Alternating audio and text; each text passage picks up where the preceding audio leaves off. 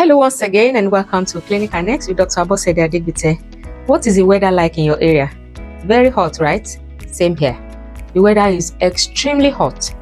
And when the weather is hot like this, it poses risks to our health. Oftentimes, I hear complaints like, Doctor, on my way from home this morning, I suddenly started sweating and then I felt dizzy, I felt like fainting, I felt like vomiting. And then people started pouring water on me. It happens in areas where you also have heavy traffic in addition to, intense heat. That could be heat exhaustion. Or you have somebody who is doing sports and then suddenly they have severe muscle cramps and have to be carried out of, the sports field because they can no longer continue. That could be heat cramps. In another scenario, a person who is usually an outdoor worker, maybe those in construction, or a person that sells in the open market, has been standing all day in extreme heat. The person can just collapse and faint. That is heat syncope. Or you have an elderly person who is in a large gathering of people. It could be a religious gathering where you have like thousands of people. It happens, right? Yes, 2,000, 3,000 people. And then suddenly their body temperature rises and then they become confused. They are, disoriented and talking out of point.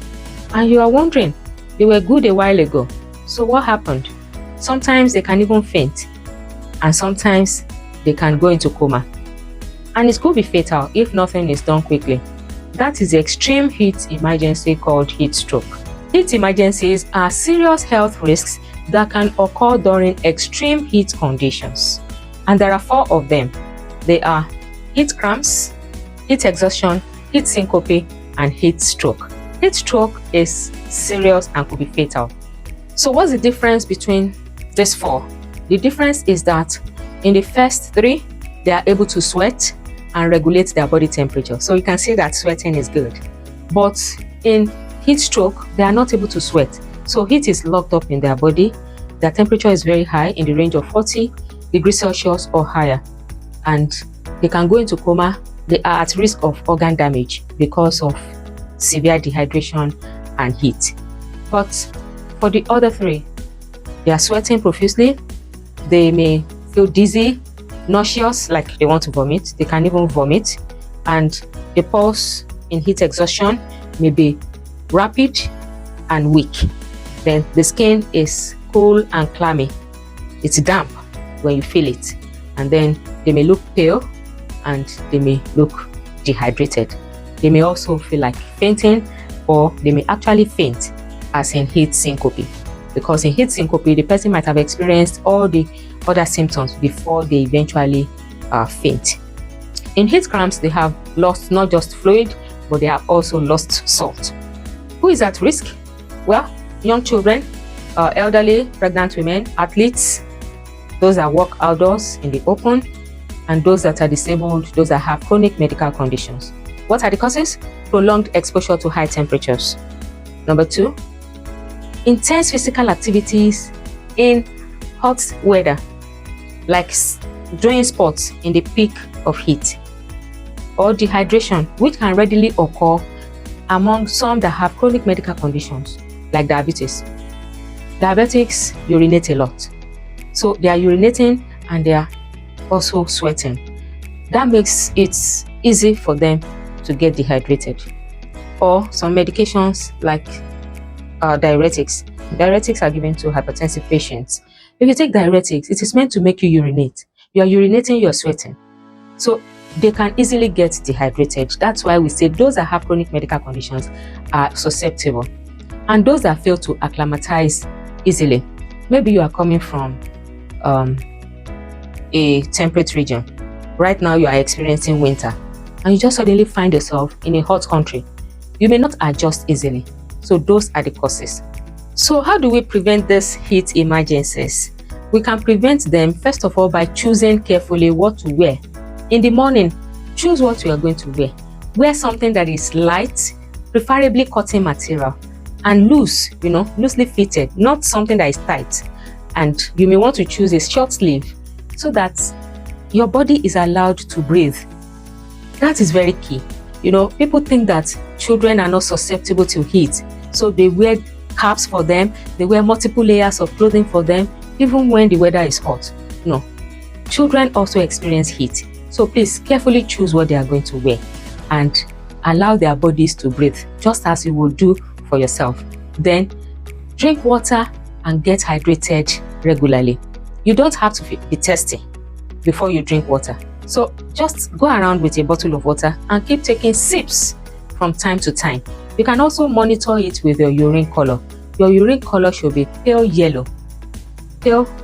So you can monitor the diapers of children too, so that you know whether they have drank enough water or not.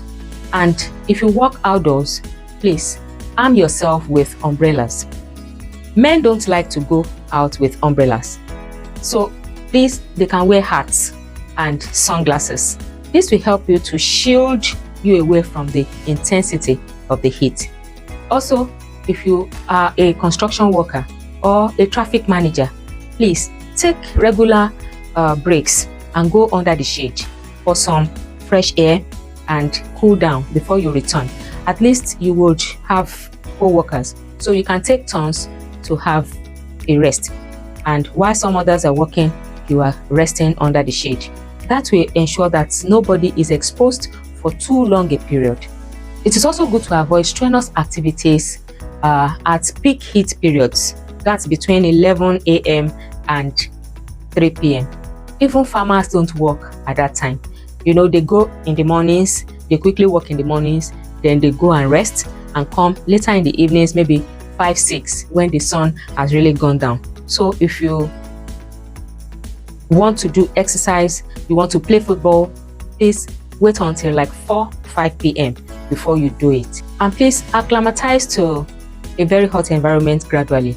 You are coming from a cold country, visiting a very hot country this period, then you should expose yourself gradually to the sun or to the heat and get acclimatized. So the first 1 or 2 days that you come, you want to stay indoors, you know, and adjust first before you start going out. Those are the things that we can do. But when it ultimately happens, what is the treatment? The treatment is to rapidly cool that person down. You want to remove any tight clothing. So if that person, for example, is wearing a jacket and tie, you want to loosen the tie, remove the jacket, expose them, move them to a shaded and airy area, and then begin to fan them.